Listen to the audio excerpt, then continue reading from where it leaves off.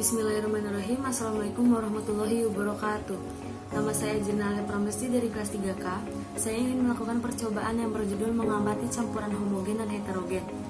Tujuan percobaan ini adalah dapat membedakan bahan-bahan yang mengandung campuran homogen dan campuran heterogen dengan melihat materi-materi yang dapat menyatu dan tidak dapat menyatu. Berikut alat dan bahan yang kita perlukan untuk percobaan kita kali ini.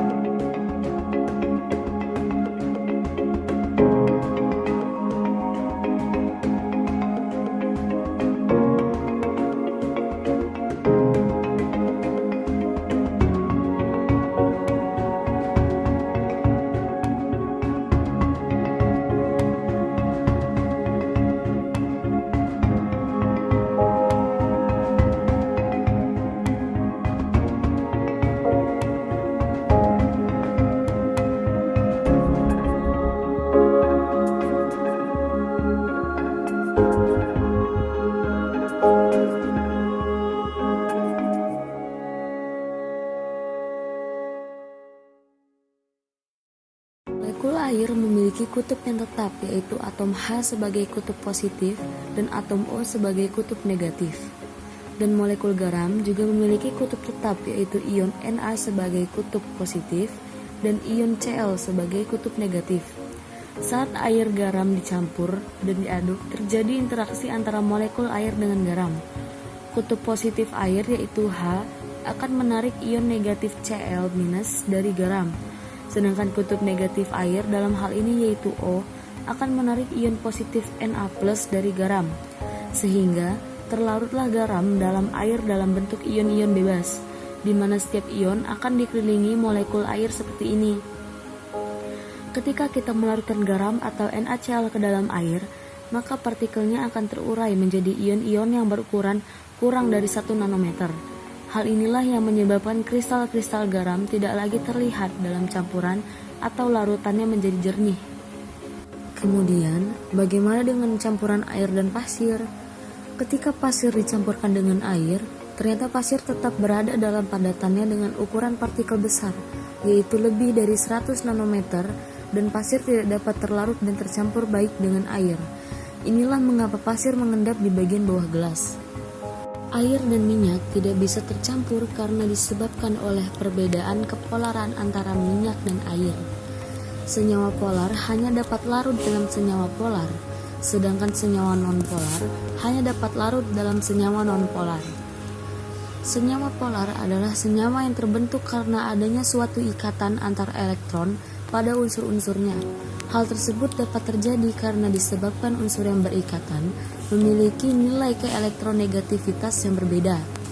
Karena adanya perbedaan keelektronegatifan yang besar pada senyawa polar, hal ini mendorong adanya kutub-kutub listrik yang permanen. Contoh senyawa polar adalah air. Senyawa nonpolar adalah senyawa yang terbentuk karena adanya suatu ikatan antar elektron pada unsur-unsur yang membentuknya. Hal tersebut dapat terjadi karena disebabkan unsur yang berikatan mempunyai nilai keelektronegativitas yang sama atau hampir sama. Contoh senyawa nonpolar adalah minyak. Jadi, kesimpulan dari percobaan ini adalah bahwa suatu zat dan air yang terlarut dengan sangat baik dengan ukuran partikel kurang dari 1 nanometer disebut sebagai campuran homogen atau larutan. Sedangkan campuran antara pasir dengan air yang tidak dapat terlarut ukuran partikel yang lebih dari 100 nanometer disebut sebagai campuran heterogen atau suspensi. Dan untuk air dan minyak tidak dapat terlarut dengan baik disebabkan perbedaan kepolaran. Air bersifat polar dan minyak bersifat nonpolar, di mana kedua senyawa tersebut tidak dapat larut bersama.